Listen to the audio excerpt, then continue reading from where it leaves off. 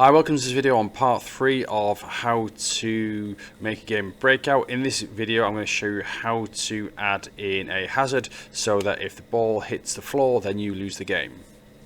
Okay, so to get started with then, we've already got a situation whereby the ball is moving around and I can move the paddle, and if the ball hits the paddle it's going to bounce up.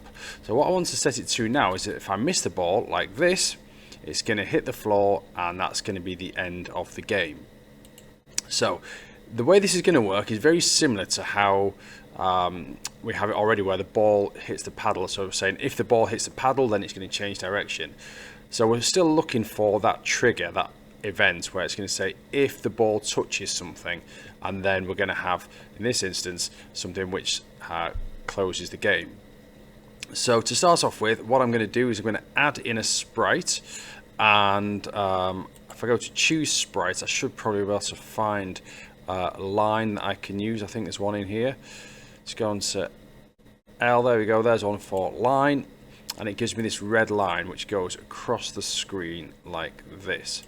I'm going to drag that down to the bottom and then come back to the ball sprite and then have it so that when it hits the red line, that becomes game over.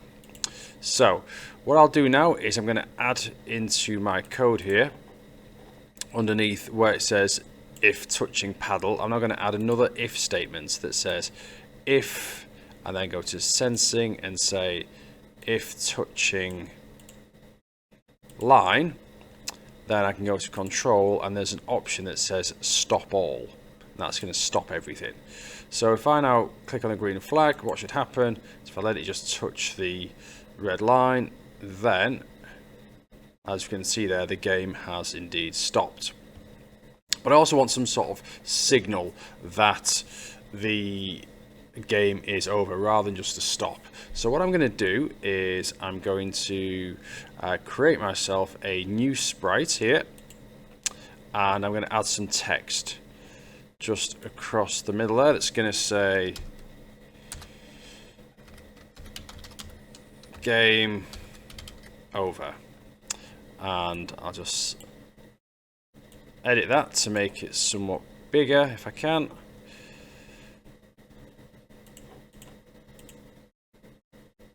Let's only change the color, let's make it red, something like that, and then let's drag it and make it bigger. Now obviously, as you can see on the preview screen, if I was to play the game now, it says game over all the time. So I don't want it to do that. I want it to just to disappear when the game starts and then to appear when the game is actually over. So what I'm going to do is come onto the sprite. First things first, I'm going to just rename it here. So I'll click on it and change it from sprite 1. I'm going to call it game over, like that. So I'm going to say when the green flag is clicked, I'm going to go to looks and I'm going to then, where is it now? I'm going to hide it.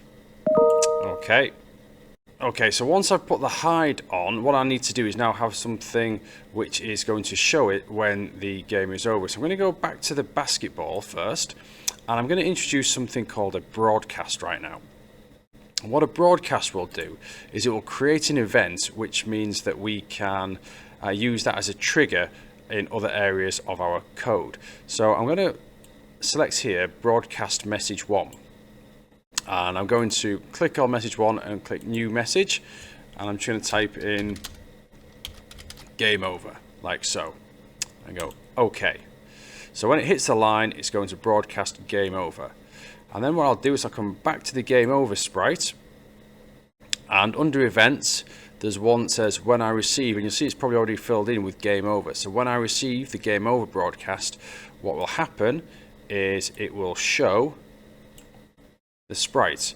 So now when I press the green flag, what should happen is it is missing, and then when it hits the red line it will then show the game over sprite. So let's see that happen again. Eventually, he says. And there we go.